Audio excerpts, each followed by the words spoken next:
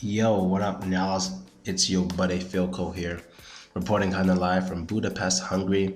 About to give you guys another video, personal video about myself. Now, before I get to it, let me remind you, if you like hearing videos about my personal life and stuff in my past, just like I said in the last video, just leave a comment here saying add me to circles. And all thing I have to do is like put the mouse cursor over your name and add you to circles. I put YouTube fans.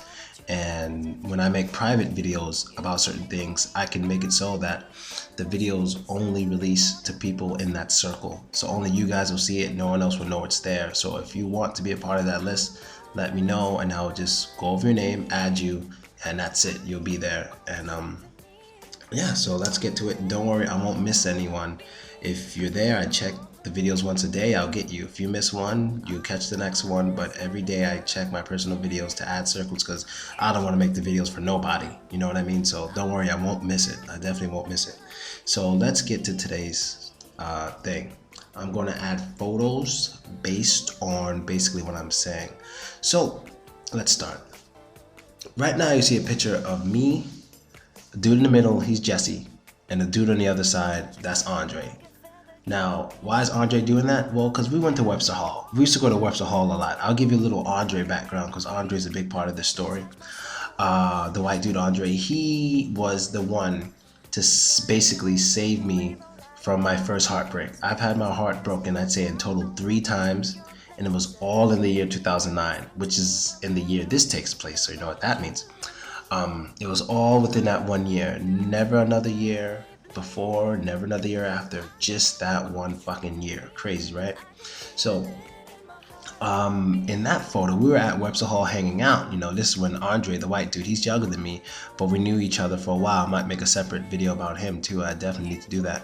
But he was showing me how to party and stuff, and he basically helped me get over my heartbreak from breaking up with my first girlfriend. And so he kind of taught me how to drink and how to talk to girls. I mean, I know it's kind of weird a younger dude had to show me, but he showed me. I mean, he's not like the best, like, you know, he's not the best at kicking game. His game isn't like A plus or nothing, but he basically showed me how to have balls and not be scared, you know. And he showed me that he helped to show me that women do like me and I should have confidence. That's what he gave me. He gave me confidence. He definitely did. You know what I mean? So at that night we were at Webster Hall and we went there on a Thursday night, unfortunately. And at that time, Thursday nights at Webster Hall, they had what the fuck did they have? They had like, I don't know, it was like tranny night or something. No, it was ladies night, but for some reason during ladies night they had sometimes transsexuals dancing on the stage. Now we didn't know this. This was our first Thursday night, but as you can tell from the picture, we were like, oh shit, you know, we picked the wrong night to come. So someone snapped a picture of us, and it was just great. We kept that picture because it was real fucking embarrassing that we went on that night. We really didn't mean to go. So now to a different night. I'm gonna show different pictures now. This was on a Saturday night. Me and Andre went out and we were just chilling, you know, just having fun, messing around. And we were circling the club. We always circle the club. Webster Hall has like 3 floors. We stay circling the club. Upstairs, downstairs, middle floor, basement. Just always looking for girls. You know, if there's 2 or more girls in a group, we're going for it. You know, like we weren't scared to talk to a million girls. As long as we were together, we go for it, you know. And we were having just terrible luck this night. I remember our luck was just so fucking bad. Like we couldn't find anything that we wanted, like girl wise, you know. We couldn't get anything. Girls weren't really talking to us. We couldn't kick game. And no, I'm not trying to say girls are things or anything. That's just how we spoke at the time. So now that I'm speaking of what happened back then, I'm tending to talk with that language. Like, you ain't find nothing? No, I can't find anything, you know. But yeah, that's just how we spoke. So fuck you if you're insensitive. It's just we were young, we are fucking around. So we decided to do one more lap because I was ready to leave, but he goes, no, Phil, come on, let's do one more round, and then if we find out, we're out, right? So as we're leaving, he sees this short brunette girl, and he's like, yo, Phil, right there, she's checking you out, she likes you, I guarantee you. And I'm like, what? Are you sure? He goes, I'm sure. Now, one thing about Andre, he was never wrong when he said a girl liked me. Never. He was never wrong when he said a girl liked me, and almost every female I met through him liked me or we dated. I mean, the fastest girl I ever slept with was one of his friends. I mean, I met her, and within an hour, no, within a half hour of meeting her, we're at my house getting it on. It had something about anyone who was his friend, they just liked me. It was crazy, but I'll get to that story another time. On Phil's personal stories. And where was I? Yeah, so I look at her. She wasn't that interesting, but I wanted to talk to her anyway because maybe he would like her instead. So as I approach her, I see this tall blonde lady standing next to her, and instantly, like when I'm drinking, people, yo, let me tell you, I like what I like when I'm drinking, man. I don't pretend at all. I can't pretend I like someone when I'm drinking. I like what I like, you know. So I shake the short brunette's hand, but I immediately turn to the blonde chick and I'm like, you are just amazing. Now the thing is, when I shook the short brunette girl's hand, she was into me. I can tell Andre was right. She was very into me. You know what I mean? But I couldn't help myself with the blonde girl, the blonde lady. So I turned to her and I'm like, no, you're very beautiful, whatever. And then Andre started talking to the short brunette, you know, backing me up, wingmaning it for me. Thank you, Andre. And I started talking to her and I was like, where are you from? She goes, Austria. And I'm like, Austria? That doesn't seem right. Now, back then, my Russian was better than ever. I was speaking and learning Russian every day in 2009. Why? Because I just wanted to know Russian so bad because I wanted to meet Russian girls. And so then she was just like, oh, I'm Austrian. I'm like, hold on, something doesn't sound right. Where were you born? She's like, oh, well, I was born in Russia. And then I just started kicking Russian game like immediately. Just started kicking Russian game, blah, blah, blah, back and forth. And we just hit it off quick, real quick. Things went from 0 to 100, nigga, real quick. Once I started speaking Russian, we just hit it off. I remember we were outside hanging out, we were chilling, and oh man, you know, it was a lot of fun. We really, really got along that night, and we had like not a dinner, but you know, when you leave the club in the morning, you kind of have breakfast. We went out, we had breakfast and all that stuff. You know, we had a lot of fun. And so after that night, you know, I try not to be a dumb nigga no matter what I do. I try not to think too much of myself, I guess. I try to always look for the worst case scenario. So the next day, you know, when I woke up by myself, she didn't come to my house.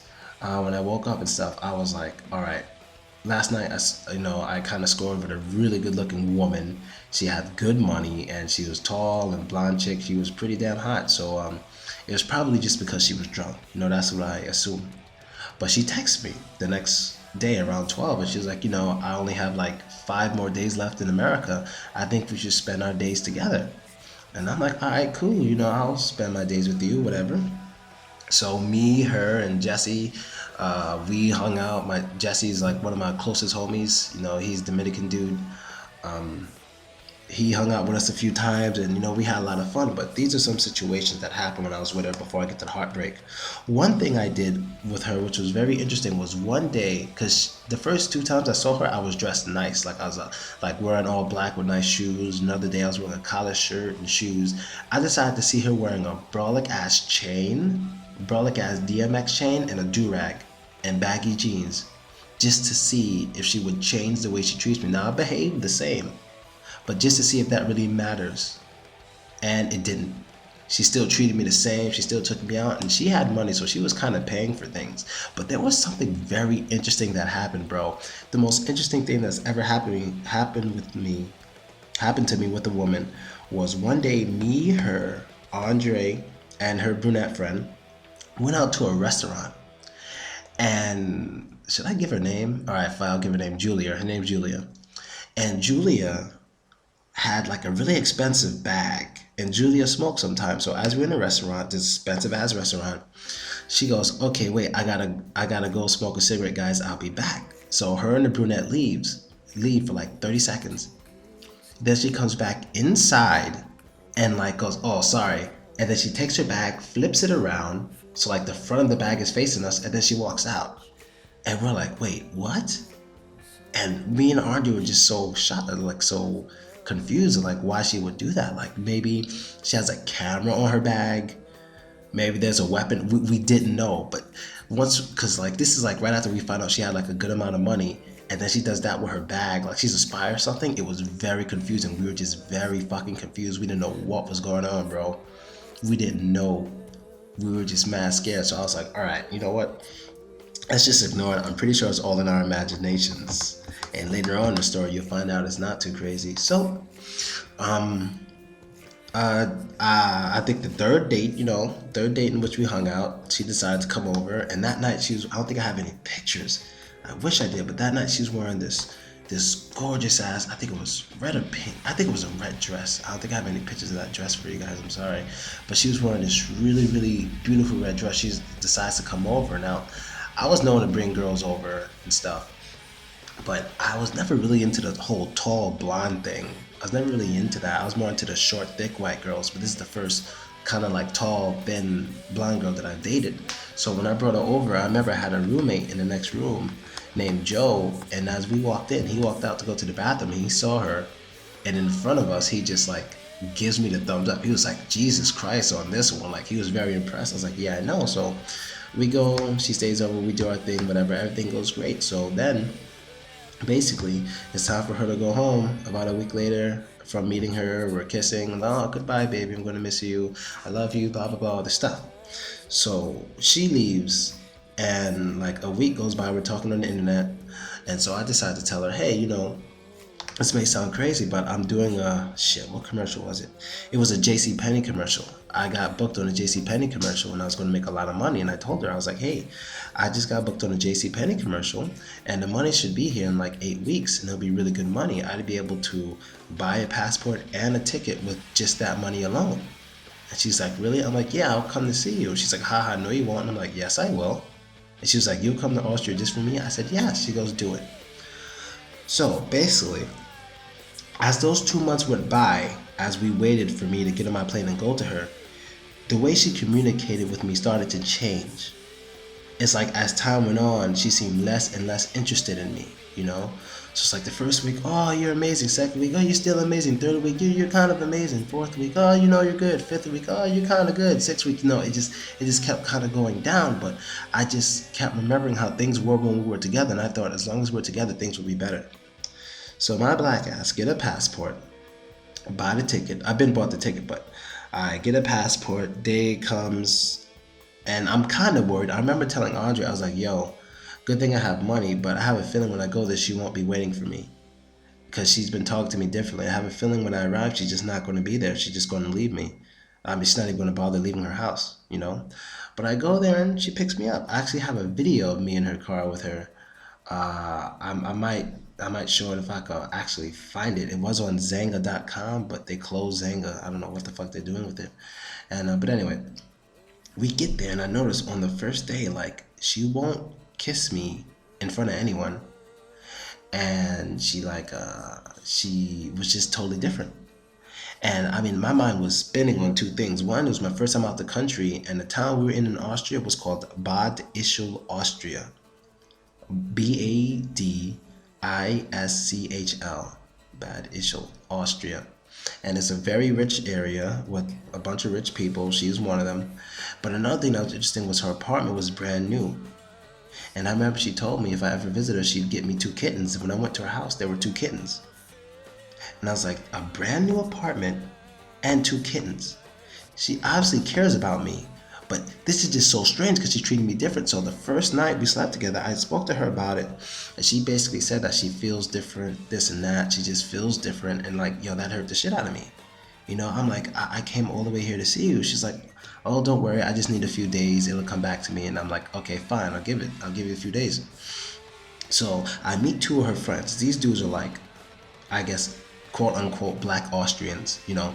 They both been in jail. They're into hip hop. Like, they love me. They're like, they thought I was the man, all this and that. They tell me about their times in prison. In prison in Austria, you guys, it ain't shit. It's one of the nicest places you could go. It's like a fucking hotel. Prison in Austria ain't shit. You get an Xbox. You know what I mean? It's nothing, because there's not much crime there.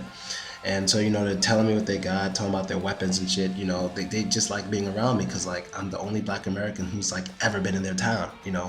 There's probably some dancers who've passed by, but never really stayed there for any real time. Maybe just, like, a night, just because the tour bus can't go that long, So the fact that I was staying there for 2 to 4 weeks, they were just loving it. And so as we hung out, I basically found out from them that what was actually going on was, it's either, basically she was still married. She was married to someone. I guess they split for a little, where they were married. And the problem with the guy that she was married to was he's a big time drug dealer. And basically they were his boys. But at the same time, they were understanding enough to know that it wasn't my fault because I didn't know any better, and that it was her fault that I was there. It wasn't my fault. You feel me? It was their fault. So I noticed after that, she didn't know they told me, but I noticed after that that whenever I was with her alone, she was so fucking nervous. Only time she felt safe is when those two dudes came to hang out with us. It was the only time she felt safe. But whenever it was just me, her, and another girl, she got so nervous. She'd never go outside without making a call first. Like, she'd always call before we go outside and speak German or Austrian. I guess she's saying, hey, is he in town? No, okay, we're going outside. Like, that's how it was. Like, she was very fucking nervous. The only fun times I really had with her was when we weren't in that town. Like, we went to Vienna for like 2 nights, and that went pretty well. You know, she was very different to me when we were there. But as soon as we got back to her town, it's just like hell for me, and I couldn't deal with it. You know, I couldn't deal with it. So long story short, one night I just said, look, if you just can't be with me or come back with me to America or anything like that, I just want to go home because I can't deal with this. You know, it hurts so much. I liked you so much. I spoke about you for so long. Now I feel stupid for kind of coming here for no reason. And then she just said, sure, I'll buy you a ticket. That's what she said. She said, sure, I'll buy you a ticket. I'm like, when? She's like, well, whenever you want. I'm like, fine, in 2 days. And I gave myself some extra time. Maybe she would still like me if I try or something. But that's when I got depressed, because I know me when I'm depressed. When I'm depressed, I can't eat. So like the next morning, we went to have breakfast, and it was a beautiful breakfast she got me. It looked so nice. We were at a nice place. I couldn't eat it. We sat there for 2 hours until I could finish it all, which usually would take me maybe 10 minutes. But it took me 2 hours because I was really depressed, and you know, they didn't want to rush me because they knew what was going on. And so, you know, I hung out, whatever, blah blah blah. Last 2 days, got on the plane and left. Never spoke to her again. Never seen her again. Nothing. No communication. Everything just ended. Like my first time leaving the country because of this girl, and that's how it went. Like when I landed back in America, everyone was like, "Oh, you're back early. You're back early." I was like, yeah, you know, I don't think I really told anyone exactly what happened. I just said it didn't work out, you know. But I didn't tell them exactly what happened, that I was in danger. I could have been hurt.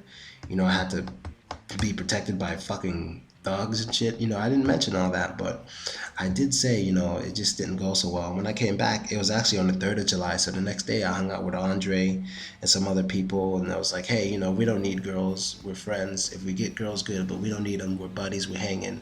You know, fuck them all. You know, that's kind of how it was.